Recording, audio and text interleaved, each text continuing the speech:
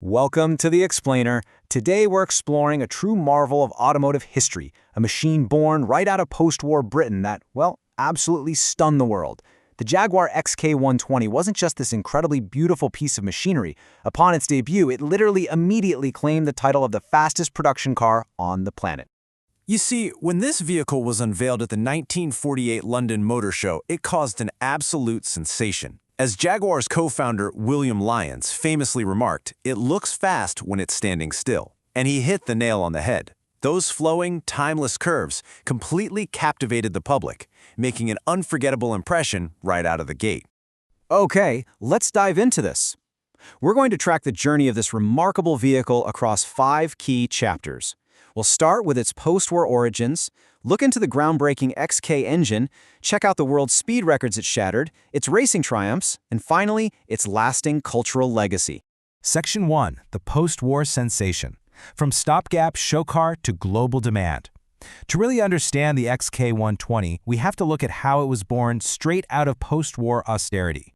Think about the context here. During the war years, Jaguar's factory in Coventry obviously wasn't making luxury cars. They were churning out trailers and aircraft components. But behind the scenes, William Lyons and his engineering staff were hard at work on a brand new post-war engine. And get this, originally, the XK120 was intended as just a limited production concept.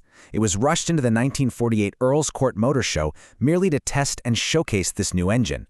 But well, the public had other plans. The overwhelmingly positive reaction at the launch in '48 literally forced Jaguar into full-scale production. By 1950, to keep up with insane demand, they shifted to steel bodies. Then we saw the fixed-head and drop-head coupés roll out in '51 and '53, before the car was finally replaced by the XK140 in 1954. Before we go any further, here's a quick pro tip on the terminology representing the 3 body styles introduced over the vehicle's lifespan. OTS stands for Open Two-Seater, which the American market commonly called the Roadster. Then you have the FHC, or Fixed Head Coupe. This was introduced in 1951 with a really luxurious enclosed cabin, wind-up windows, and a beautiful wood veneer dashboard. Finally, the DHC is the Drop Head Coupe. That was a proper convertible, introduced in 1953, offering open-top motoring but with a quick-action lined canvas hood and roll-up windows. Now remember how they were scrambling to meet demand? The very first 242 cars were entirely hand-built with aluminum panels over an ash wood frame. But because these aluminum bodies were far too slow to hand-build, they simply couldn't keep up with the massive number of orders rolling in. So to solve this, Sir William Lyons had the car retooled for mass-produced pressed steel bodies. The great irony here? This shift saved a ton on costs and drastically improved delivery time, sure, but the immense success forced them to make their lightweight sports car about 112 pounds or 100 weight heavier. Section 2. Engineering the XK engine. The 3.4-liter heart of the beast. The XK120 was, after all, originally built just to act as a display case for this revolutionary straight-six engine designed by Jaguar's chief engineer, William Haynes. Now, what's really interesting about this slide is the sheer level of technical advancement for the era. This was the world's first mass-production engine to feature twin overhead camshafts and hemispherical combustion chambers. It boasted a high-temperature, high-strength aluminum alloy cylinder head and pumped out 160 brake horsepower. That allowed the car to achieve 0 to 60 miles per hour in just 10 seconds. Honestly, a breathtaking figure for the late 1940s. But here's a fascinating quirk. Not all XK120s delivered exactly the same performance. The U.S. export models utilized an 8-to-1 compression ratio designed specifically for 80-octane fuel. Meanwhile, cars reserved for the UK home market had a reduced 7-to-1 compression ratio. Why the difference? Well, strict post-war austerity measures in Britain restricted local buyers to a much lower quality 70-octane pool petrol. So Jaguar specifically engineered the UK models with lower compression just to accommodate this limitation. Section 3. Shattering world speed records. Proving the 120. You see, the 120 in the car's name wasn't just some catchy marketing label.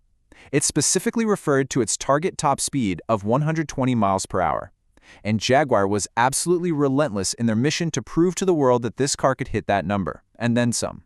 In May 1949, they took a prototype out to the completely empty, closed-off Austin-Gebecki motorway in Belgium, with the standard windscreen completely removed and replaced by just a tiny aero screen in front of the driver. The car achieved a two-way average flying mile speed of 132.6 miles per hour. This phenomenal run was officially timed by the Royal Automobile Club of Belgium, firmly cementing its status as the fastest production car in the world.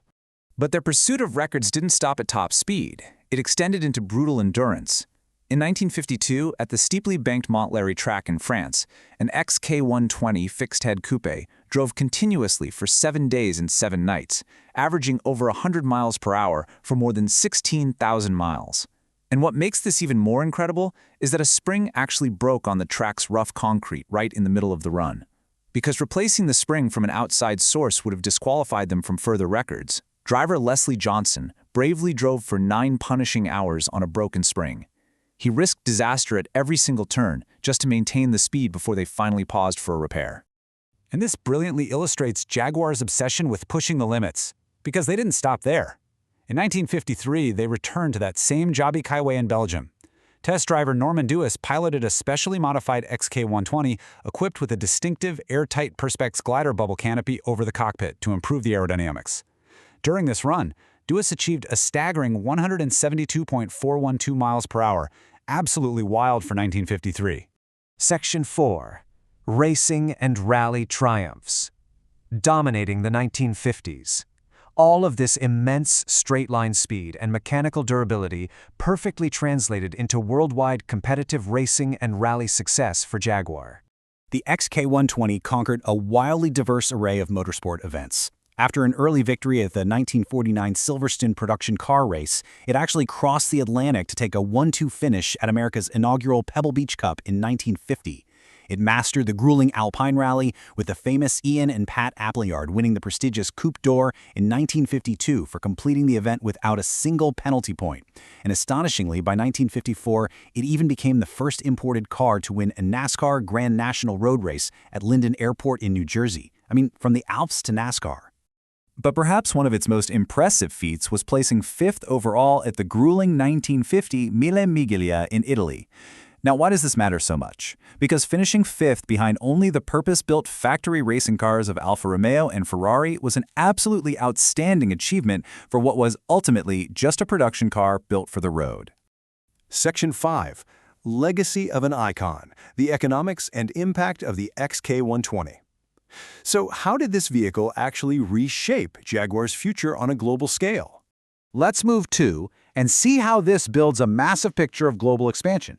If you look at the production numbers, out of just over 12,000 units manufactured, a staggering 10,385 were left-hand drive. This means the vast majority of these British sports cars were exported, feeding an absolutely insatiable demand in America and firmly establishing Jaguar as a premier import brand in the US. A major key to this massive global sales success was the price point. At its launch in 1948, the XK120 was offered at just £1,263. For a vehicle capable of 120 miles per hour with world-class, cutting-edge engine technology, this was a very, very reasonable price.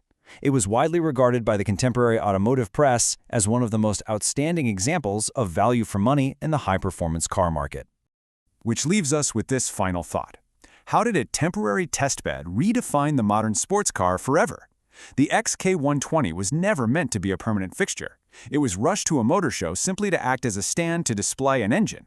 Yet, through its breathtaking design, revolutionary engineering, and undeniable speed, this sort of accidental production car sparked a sports car dynasty. It cemented a cultural legacy that still turns heads today. Thank you for joining me on this explainer, and I encourage you to keep exploring the fascinating twists and turns of automotive history.